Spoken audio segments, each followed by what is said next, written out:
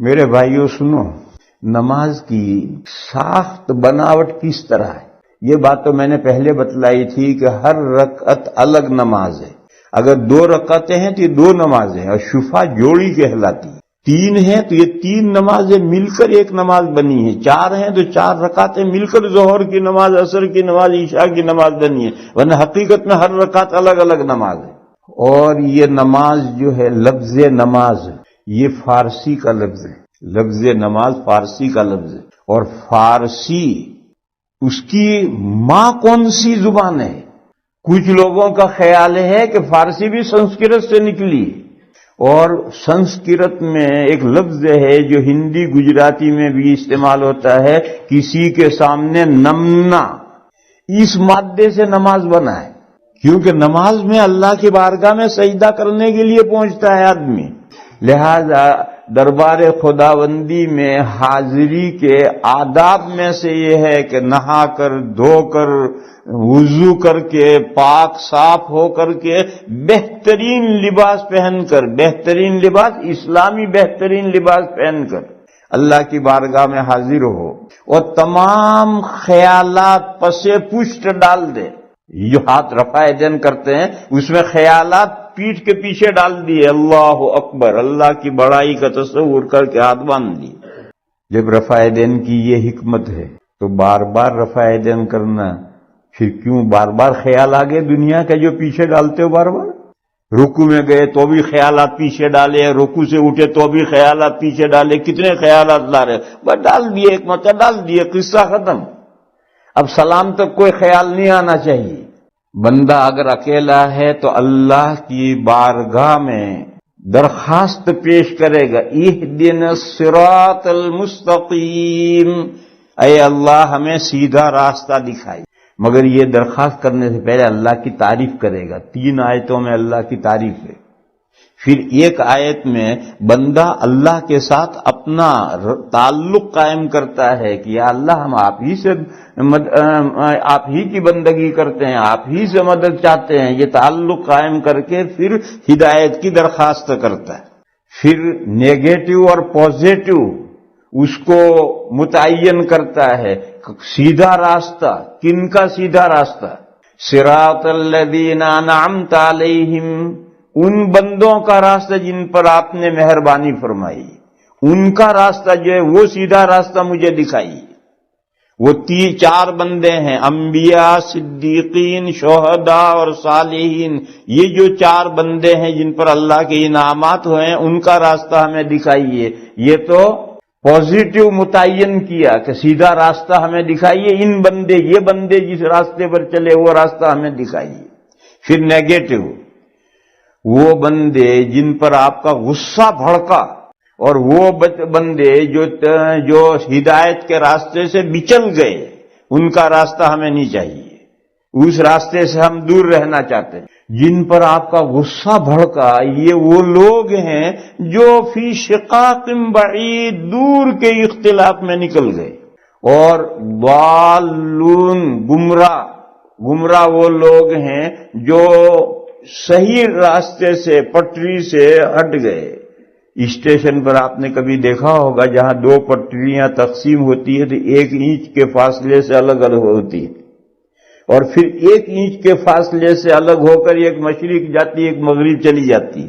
تو یہ جو 1 انچ کے فاصلے سے پٹریاں الگ ہوئی، یہ ہے راستہ گم ہو گیا، صحیح راستے سے دوسرے راستے پر پڑ گئے، اور پھر اتنا دور نکل گیا کہ اس کے واپس آنے کا کوئی چانس ہی باقی نہیں رہا، تو یہ مغضوب علیہم ہے۔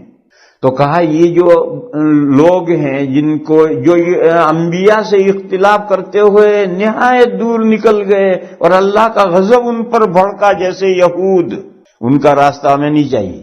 جو راستے سے بے راہ ہو گئے جیسے عیسائی، ان کا راستہ ہمیں نہیں چاہیے۔ ہمیں راستہ ان بندوں کا چاہیے جن پر آپ کے انعامات ہوئے ہیں، انبیاء کرام، صدیقین، شہداء، صالحین، ان کا راستہ ہمیں دکھائیے۔ یہ درخواست دی، یہ درخواست جب دے دی، کس نے دی؟ امام صاحب نے پیش کی اللہ کی بارگاہ میں، جب یہ درخواست پیش ہوئی تو سب گیدرنگ نے اس پر اپنے سگنیچر کیے، سب نے کہا آمین، اے اللہ قبول فرما۔ آمین کا یہ ترجمہ ہے، اے اللہ قبول فرما۔ یہ پوری گیدرنگ نے اس درخواست پر سگنیچر کیے۔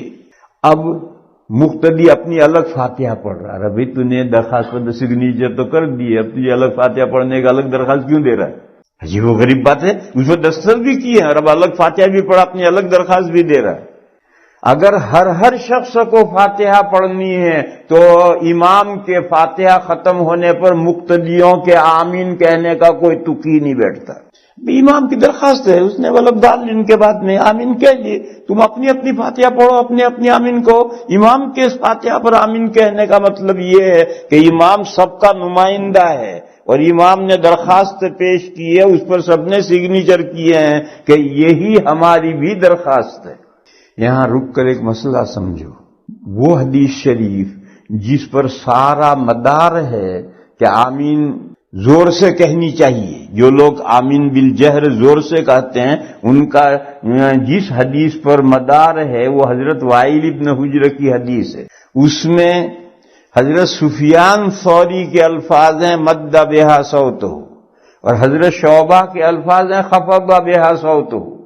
حضرت سفیان کہتے ہیں حضور نے آمین کہی تو آواز کھینچی، اور حضرت شعبہ کہتے ہیں آواز پست کی، یعنی جس لہجے میں حضور نے فاتحہ پڑھی تھی اس لہجے میں آمین نہیں کہی، اس سے ہلکی آواز پست کر کے آمین کہی، کیونکہ نیا مہمان آیا تھا، اسی کو تعلیم دینی تھی۔ چنانچہ حضرت وائل کہتے ہیں کہ سمعت وانا فی الصف، میں پہلی صف میں حضور کے پیچھے تھا تو حضور نے اتنی زور سے کہی کہ میں نے سن لی۔ لہذا آمین زور سے کہنے کا یہی مرتبہ ہے، اتنا کہو کہ دائیں بائیں والا ایک دو آگے سن لے۔ بازا بھائی ہمارا اتنی آمین زور سے کہتا ہے کہ ساری مسجد میں آواز جاتی، تو کہو، لیکن کہنے کا جو طریقہ ہے اس طریقے سے کہو۔ خواہ شور مچانا اور ساری مسجد والوں کو پریشان کرنا اس کا کوئی حاصل نہیں ہے۔ حدیث میں اتنا ہی ہے کہ حضور نے اتنی زور سے کہی تھی کہ حضرت وائل جو پیچھے پہلی صف میں تھے انہوں نے سن لی تھی، تم بھی اتنا کہو، کون منع کر رہا ہے، کہو۔ بہرحال فاتحہ پورا ہو گیا۔ فاتحہ میں جو درخواست دی کہ ہمیں ہدایت کرا، سیدھا راستہ دکھائیے، اب اللہ کی طرف سے اس کا جواب آئے گا۔ اب اللہ کی طرف سے امام نمائندہ بن کر پورے قرآن کریم میں سے کہیں سے پڑھے گا، کیونکہ قرآن کریم ہدایت ہے۔ الف لام میم ذالک الکتاب لا ریب فیہ ھدی للمتقین، یہ قرآن پرہیزگاروں کے لیے ہدایت ہے۔ یہ پورے قرآن کا وصف ہے، تو اس کے بعد کا بھی یہی وصف ہے۔ یہ مولانا صاحب بیٹھے یہ شیخ الحدیث ہیں، ان کا ہاتھ بھی شیخ الحدیث ہے، ان کی ٹانگ بھی شیخ الحدیث ہے، ان کے کان بھی شیخ الحدیث ہیں، اس کے سارے اجزاء کا یہ ہے۔ آپ کے دارالعلوم دیوبند کے ایک بہت بڑے حضرت گزرے ہیں، حضرت مدنی، شیخ الاسلام مولانا حسین احمد مدنی گزرے ہیں۔ حضرت کو کوئی بے داڑھی والا حضرت سے ملنے آتا تھا تو حضرت بہت غصے ہوتے تھے اور یہ فرماتے تھے کہ جس کو اللہ کے حبیب کے چہرے سے نفرت ہے، مجھے اس چہرے سے کیسے محبت ہو سکتی؟ جس بندے کو اللہ کے حبیب کے چہرے سے نفرت ہے، وہ اپنا چہرہ اپنے آقا کے چہرے جیسا نہیں بنانا چاہتا، مجھے اس چہرے سے کیسے محبت ہو سکتی؟ نہ وہ مصابہ نہیں کرتے تھے۔ تو ایک بے داڑھی والا آیا، حضرت نے کہا تیری داڑھی نہیں ہے، میں مصابہ نہیں کرتا۔ تو اس نے کرتے کا دامن پکڑا اور اس نے دیوبند کی زبان میں کہا تو اکیلا مدنی تھوڑا ہے، تھارا کرتا بھی مدنی ہے۔ اور وہ کرتے سے مصابہ کر کے چلا گیا۔ سبحان۔ تو جب قرآن کتاب ہدایت ہے تو اس کا تھوڑا سا حصہ بھی، اتنا تھوڑا سا حصہ کہ جس سے ایک مضمون مکمل ہو جائے، وہ بھی ہدایت ہے۔ اسی لیے نماز میں ایک بڑی آیت یا 3 چھوٹی آیتیں پڑھنی ہیں، ایک بڑی آیت اس میں مضمون مکمل ہوگا، چھوٹی 3 مل کر مضمون مکمل ہو جائے، تو جب مضمون مکمل ہو گیا تو ہدایت ہو گئی۔ تو اب امام اللہ کی طرف سے نمائندہ بن کر کے ساری گیدرنگ کو کہیں سے بھی قرآن پڑھ کر کے سنائے گا کہ یہ اللہ کی طرف سے ہدایت آئی، لو اس پر عمل کرو۔ تمام امت متفق ہے کہ امام اللہ کا نمائندہ بن کر کے پبلک کو سنا رہا ہے، تو وہ امام جو اللہ کا نمائندہ بن سکتا ہے، درخواست پیش کرنے میں گیدرنگ کا نمائندہ کیوں نہیں بن سکتا؟ عجیب و غریب بات ہے۔ امام اللہ کا نمائندہ تو بن سکتا، سب مانتے ہیں کہ مقتدیوں کو سورت نہیں پڑھنی، امام اللہ کی طرف سے امام سورت پڑھے گا، وہ سب کو سننی ہے۔ تو جب اللہ کی طرف سے نمائندہ ہو کر جو جواب سنا رہا ہے امام، اس میں مقتدیوں کو نہیں پڑھنی سورت اور صرف سننا ہے، تو جو درخواست گئی ہے ہدایت کی سورہ فاتحہ کی شکل میں، جس پر ساری گیدرنگ نے سگنیچر بھی کیے ہیں کہ ہماری بھی یہی درخواست ہے، اس میں امام مقتدیوں کا نمائندہ کیوں نہیں بن سکتا؟ موٹی سی صاف بات ہے۔ اور یہ قرآن کہتا ہے وَإِذَا قُرِئَ الْقُرْآنُ، جب قرآن پڑھا جائے تو کان لگا کر سنو اور خاموش رہو تاکہ تم پر مہربانی ہو۔ اس میں لفظ قرآن آیا ہے، قرآن فاتحہ اور سورت سب کو شامل ہے، اور ساری امت متفق ہے کہ جب سورت پڑھی جائے گی مقتدی سورت نہیں پڑھے گا، تو جب فاتحہ پڑھی جائے گی مقتدی فاتحہ بھی نہیں پڑھے گا۔ اصل تو بات یہی تھی، مگر حدیثوں میں الجھاؤ آ گیا۔ یہ حدیث جو بخاری میں ہے یہ کس مسئلے سے متعلق ہے، اور یہ حدیث جو موطا محمد میں ہے یہ کس مسئلے سے متعلق ہے؟ حنفیہ نے کہا کہ بخاری شریف کی حدیث میں فاتحہ کا نماز سے تعلق بتایا گیا ہے کہ فاتحہ کے بغیر نماز نہیں۔ کون سا مقتدی، اس کی کوئی بحث نہیں ہے، مقتدی کے بارے میں دوسری حدیث الگ آئے گی۔ یہ تو فاتحہ کے ساتھ نماز کو تعلق بتلایا گیا ہے کہ فاتحہ ضروری ہے، فرض کے درجے میں یا واجب کے درجے میں، بس اتنا ہی مسئلہ ہے۔ اور یہ جو دوسری حدیث ہے کہ من کان لہ امام فقراءۃ الامام لہ قراءۃ، اس قراءت لفظ میں فاتحہ اور سورت سب آ گیا، اور سورت کی حد تک ساری امت مانتی ہے، پھر فاتحہ کے حق میں کیوں نہیں مانتے؟ جب امام کا پڑھنا مقتدی کے لیے پڑھنا ہے تو چاہے امام فاتحہ پڑھے وہ مقتدی کے لیے، سورت پڑھے وہ مقتدی کے لیے۔ ایک مسئلہ سنو، جو لوگ یہ کہتے ہیں فاتحہ کے بغیر نماز نہیں ہوتی، مقتدی کی کسی کی بھی فاتحہ کے بغیر نماز ہوتی نہیں، ٹھیک ہے، جماعت ہو رہی ہے، ایک بندہ آیا جب امام پہلی یا کسی بھی رکعت کے رکوع میں پہنچ گیا، یہ آ کر کیا کرے گا؟ آ کر تکبیر تحریمہ کہے گا، ہاتھ باندھے گا اور فوراً رکوع میں جا کر شامل ہو جائے گا۔ اس کو یہ رکعت ملی یا نہیں ملی؟ کہاں فاتحہ کہاں پڑھی اس نے؟ مقتدی نے فاتحہ کہاں پڑھی ہے؟ کیسے رکعت مل گئی اسے؟ کہا اس کے امام نے پڑھ لی۔ ماشاءاللہ، یہاں امام نے پڑھ لی، عجیب و غریب بات ہے، یہاں امام نے پڑھ لی، اس کی طرف سے امام نے پڑھ لی، اور باقی کا تو امام کا پڑھنا اس کے لیے پڑھنا نہیں، تجھے الگ پڑھنا ہے۔ ابھی تجھے الگ پڑھنا ہے تو اس کو رکعت کیسے ملی؟ امام کا پڑھنا اس کے حق میں گنا گیا، جبھی تو اس کی رکعت ہوئی۔ اس لیے میرے بھائیوں، اگر آدمی سمجھنا چاہے تو بہت آسان مسئلہ ہے، لیکن دو حدیثیں الگ کرنی ہوں گی۔ یہ حدیث بخاری شریف کی اس مسئلے سے متعلق، اور مقتدی پڑھے گا یا نہیں پڑھے گا اس کے لیے دوسری حدیث ہے۔ اسی طریقے سے آپ کو رمضان میں دو حدیثیں الگ کرنی ہیں، کہ ایک حدیث ہے کہ حضور نے 2 یا 3 راتیں جو جماعت سے نماز پڑھائی تھی وہ 20 رکعتیں پڑھائی تھی، اور حضور 11 رکعتیں پڑھتے تھے 12 مہینے، یہ تہجد کی نماز ہے، اور یہ 20 رکعتوں والی تراویح کی نماز ہے۔ دو حدیثوں کو الگ کرو، اس کو تہجد سے متعلق کرو، اس کو تراویح سے متعلق کرو۔ یہاں لوگ کہتے ہیں کہ یہ جو 20 رکعت والی روایت ضعیف ہے۔ ضعیف ہے تو کیا آسمان ٹوٹ پڑا؟ کیا ترمذی میں ضعیف روایتیں نہیں ہیں؟ ابو داؤد میں ضعیف نہیں ہے، نسائی میں نہیں ہے، ابن ماجہ میں نہیں ہے، دارمی میں نہیں ہے، مسند احمد میں نہیں ہے، مستدرک حاکم میں نہیں ہے؟ ضعیف ہے تو کیا آسمان ٹوٹ پڑا؟ ضعیف بھی حدیث ہے، اور عصر کے بعد میں یہ مضمون سمجھا رہا ہوں کہ اہل السنہ والجماعہ میں اور سلفیوں میں اور غیر مقلدین کے درمیان میں 4 باتوں میں اختلاف ہے۔ ان میں سے ایک بات یہ ہے کہ ضعیف حدیث موضوع کے ہم تول ہے یا صحیح اور موضوع کے بیچ کی کڑی ہے، یہ اختلاف ہے۔